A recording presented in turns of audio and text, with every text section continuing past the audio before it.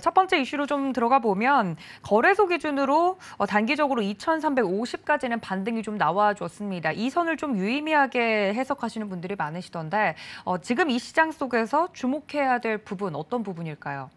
네, 우선적으로 지수는 반등세 이어갈 가능성이 높겠고요. 금주 목요일은 옵션 만기일이 있습니다. 저희가 통상적으로 받아들이기에 변동성이 커질 수 있는 구간, 그러한 시점으로 받아들이는데 지금은 이제 단순 변동성 확대보다는 종목별 접근이 유효하다고 말씀드릴 수 있겠습니다. 이게 왜냐하면 미국 시장 쪽 같은 경우도 선물이라든지 옵션 거래가 이루어지는데 이 옵션과 관련해서 중립적인 포지션, 즉 하방을 막아 놓을 수 있는 그러한 포지션 자체의 변화가 있었고요. 그렇다 보니 미국 시장도 거래 대금이 적음에도 불구하고 약간 상방 유리한 그런 흐름이 지속되고 있습니다. 이 부분이 우리나라 시장에도 영향을 미칠 가능성이 높습니다.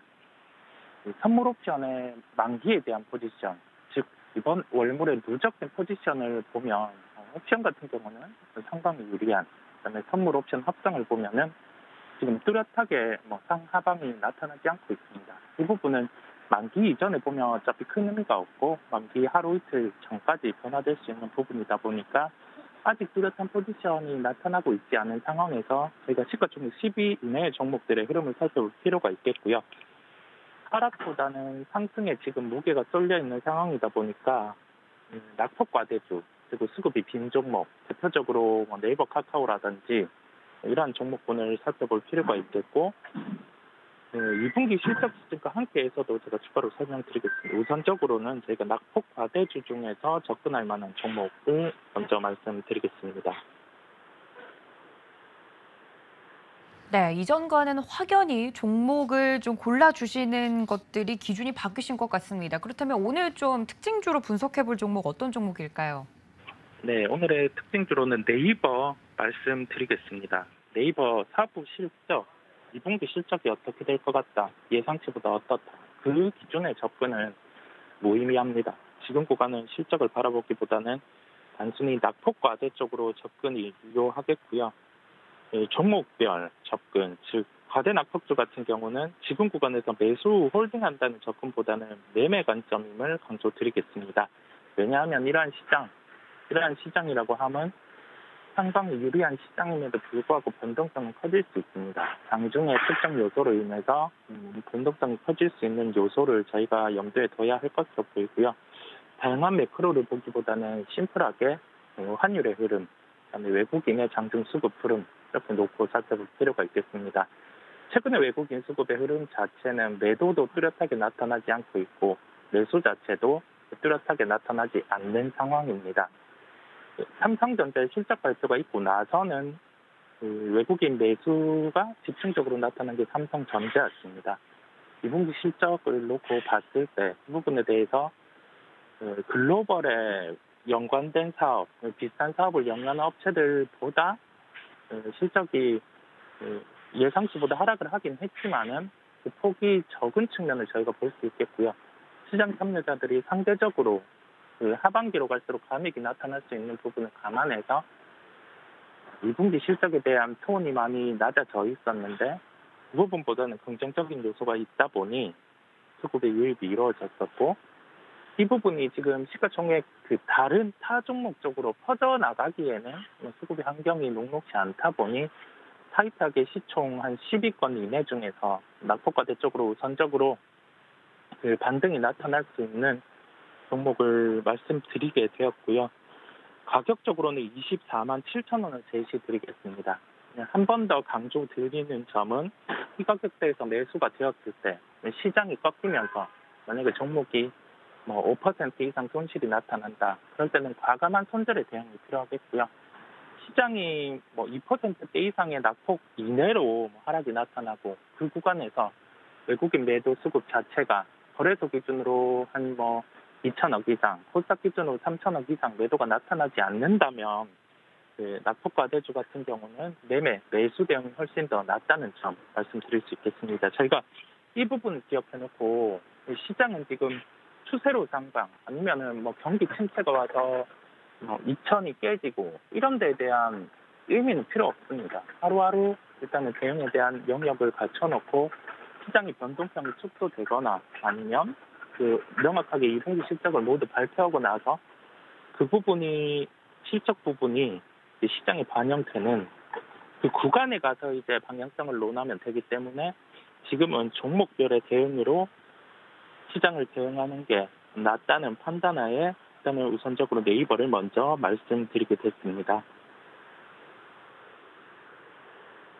네, 오늘의 첫 번째 특징주 네이버였습니다. 이게 네이버 같은 경우는 사서 좀 쭉 묵히자 이렇게 말씀하신 게 아니고 매매 관점에서 네이버를 말씀을 해주셨습니다. 가격선이 중요할 것 같은데 가격 접근 24만 7천 원 선 말씀을 드렸으니까요. 여러분들 시장을 보는 눈이 좀 지금은 바뀌었습니다. 관련돼서 특징주 분석도 이렇게 해드리고 있으니까 저희 이 코너 많은 사랑 부탁드린다는 말씀 드리면서 다음 이슈로 좀 넘어가 보도록 하죠. 네이버를 첫 번째 특징주로 좀 이야기를 해주셨는데 실적 시즌이 좀 본격적으로 시작이 되면서 많이 떨어진 종목을 담는 것이 좋을지 혹은 앞으로 실적이 더 나올 것으로 기대되는 종목을 지금 사는 게 좋을지 많은 분들이 고민하고 계실 것 같습니다. 이사님 의견 어떠신가요? 저희가 2200대 후반에서 2350 포인트로 한 50포인트 반등이 나타났고 일단은 시장의 반등 자체는 낙폭과대주 그리고 수급이 빈 제약바이오 쪽 그다음에 대표적으로 기존의 주도주였던 그리고 시장 대비해서 좀 안 좋은 하락을 나타냈던 IT 정도까지 반등이 나타내는 걸 저희가 확인할 수 있었습니다. 즉 2200대 후반에서 지금까지 반등은 시총 상위주 중에서 낙폭과대주, 지수 중심주, 수급이 빈 그러한 쪽으로 반등이 나타났거든요. 여기에서 2400, 2450 이상으로 간다고 하면은 다시금 이제 대형 IT 쪽에서 좀 종목이 퍼질 수 있고, 즉 이와 관련된 소부장 이쪽으로 퍼질 수 있는 요인이 있겠고, 2차 전지 중에서도 대표적으로 양극재, 시총 상위, 에코프로 BM, LNF 이 군에서 이제 그 베타를 커질 수 있는, 즉 변동성이 더 커질 수 있는 요인, 실적을 땡겨올 수 있는 요인 그런 점을 감안해서 코스모 신소재, 코스모화학 이런 쪽으로 퍼질 수 있겠지만은 지금 구간에서는 아직 2분기 실적을 초점을 맞춰서 본다. 이 점은 조금 무리일 수가 있겠고요. 2분기 실적을 빠르게 해석을 하고 하반기 실적에 초점을 맞춰서 살펴봐야 하는 점입니다. 예를 들 수 있는 게 삼성전자 실적을 봤을 때도 저희가 시장 예상치보다 하락을 했는데 주가가 반등이 나타나는 걸 확인을 할 수 있거든요. 즉 보이는 것보다 한 단계 더 실적을 생각해야 되는 구간이다 보니까 실적만 보고 접근하기에는 좀 난이도가 높다라고 말씀을 드릴 수 있겠고요. 여전히 낙폭과대주, 이 낙폭과대주 안에서 두 가지 유형이 있습니다. 고점 대비해서 2분의 1, 3분의 1 이 정도로 하락한 그러한 종목들이 있는 반면 그 실적 대비해서 이제 평가가 낮아지는 주가 수익 비율이 8대, 7대 이런 식으로 낮아지는데 실적을 가만히 살펴보면 이게 안 좋은 실적이 아니었음에도 불구하고 2분기 실적도 톤이 낮아져 있는 기업들이 있거든요. 그런 쪽으로 지금은 관심을 가져야 한다는 점 말씀드리겠습니다. 네, 관련돼서 그러면 오늘 두 번째 특징주는 어떤 종목일까요? 네, 두 번째 종목은 현대모비스입니다. 이 자동차의 실적과 관련해서 2분기는 좋을 수 있다.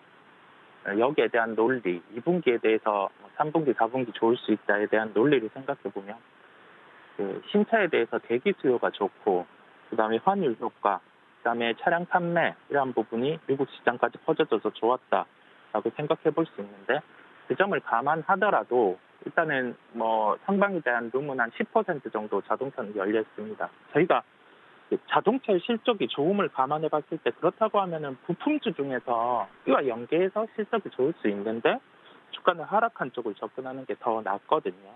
좀 편하게 매매도 할 수 있고. 현대모비스 같은 경우는 올해 실적 기준으로 주가 수익 비율이 8배 구간입니다.